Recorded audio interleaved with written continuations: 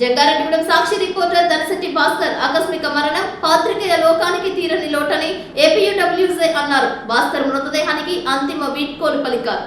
APWJ రాష్ట్ర ఉపాధ్యక్షులు కాగిత మాణిక్యాలరావు, ఐజేయు కార్యవర్గ సభ్యులు సిటీ కేబుల్ రాజు, ఏపీడబ్ల్యూజే ఫోటోగ్రాఫర్ రియాజ్, సాక్షి బ్యూరో కిషోర్, ఐజేయు మాజీ జాతీయ కార్యవర్గ సభ్యులు వాస సత్యనారాయణ, జిల్లా సహాయ కార్యదర్శి కొనపాముల వెంకట్, నండూరి కిషోర్, ఎలక్ట్రానిక్ మీడియా అధ్యక్షులు మొడియం ప్రసాద్, సాక్షి టీవీ రిపోర్టర్ నాగబాబు తదితరులు ఆయన మృతదేహానికి పూలదండలు వేసి శ్రద్ధాంజలి ఘటించారు.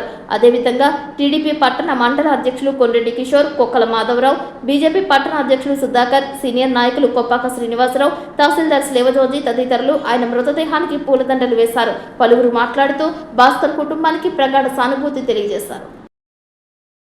అందరికీ నమస్కారం అండి.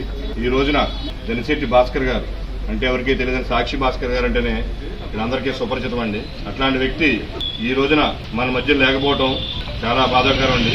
భాస్కర్ గారు అందరికీ కూడా ప్రతి మనిషికి కూడా బయట తిరిగే సొసైటీలో తిరిగే ప్రతి వ్యక్తికి కూడా కల్లో నాలుగు మనిషి అండి.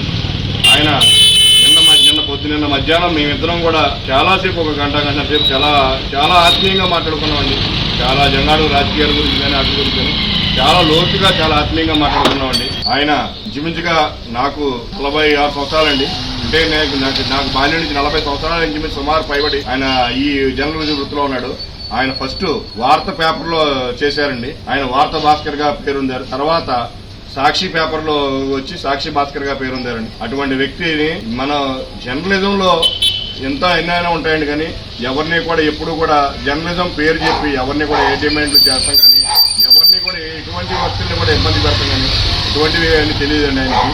అట్లాంటి వ్యక్తిని మన మధ్య లేకపోవడం మనందరికీ కూడా అట్లాగే జంగాడు పట్టణానికి కూడా చాలా దురదృష్టకరం అని చెప్పి తెలియజేసుకుంటూ వారి ఆత్మ శాంతి చేకూరాలని మనస్ఫూర్తిగా కోరుకుంటూ తెలియజేయాలి. నమస్కారం అండి. ఈరోజు సాక్షి భాస్కర్ గారు అందరిలోకి తలలో నారికలాగా చురుకైన వ్యక్తి అజాత వారు మరణించడం చాలా బాధాకరం.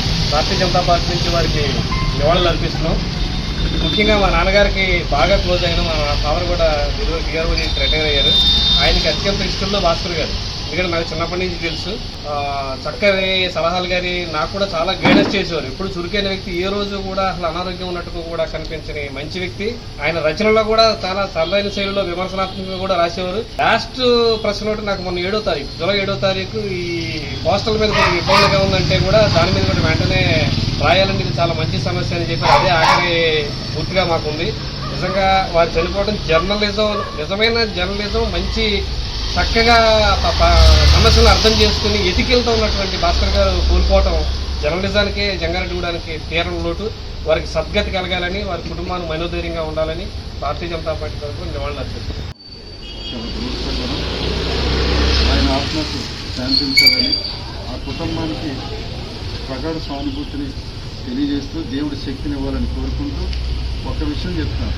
8 ఓట్లు తెలుగుదేశం అని చెప్పినటువంటి భాస్కర్ ఎవరైతే ఉన్నారో ఈ సందర్భంగా వారి కుటుంబానికి ప్రభుత్వ పరంగా ఎంతవరకు చేయాలో అంతవరకు గౌరవ ఎమ్మెల్యే గారు, ఎంపీ గారి ద్వారా మా టౌన్ ప్రెసిడెంట్ కిషోర్ గారు, కూటమి నాయకులు మన శ్రీనివాస్ గారి ద్వారా ఆ కుటుంబానికి ఎంతవరకు అవకాశం ఉంటే ప్రభుత్వం ద్వారా అంతవరకు న్యాయం చేసే విషయంలో తెలుగుదేశం పార్టీ కూటమి ప్రభుత్వం అండగా ఉంటుందని తెలియజేస్తూ ఆయన ఆశీర్వాదాన్ని చూపించాలని మనసు వార్తా విలేకరుగా పనిచేస్తున్నటువంటి సోదరుడు గతంలో వార్తా విలేకరుగా పనిచేసేది భాస్కర్ గారు.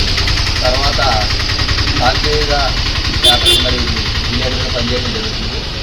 కానీ మా కొండటి కిషోర్ అన్నయ్య గారు చెప్పారు ఏంటంటే పేపర్ విలేకరు కంటే కూడా మన పేపర్ సాక్షి భాస్కర్ గారు అని చెప్తే తెలియని వ్యక్తులు లేరు.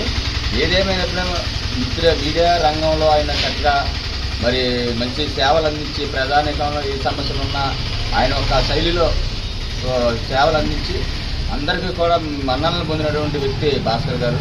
నిజంగా ఆయన నేనే చెప్పాను అన్నగారికి ముందు చూడంగానే, అన్నగారు ఏంటి నా విలేకరుగా ఉన్నారంటే మా మినిస్టర్ అన్న మా ప్రెసిడెంట్ గారు కిషోర్ గారు అన్నయ్యారు. చాలా బాధాకరం. ఎందుకంటే మంచి వ్యక్తిని భగవంతుడు ఉన్నడిగా అనడానికి ఇదే నిదర్శనం.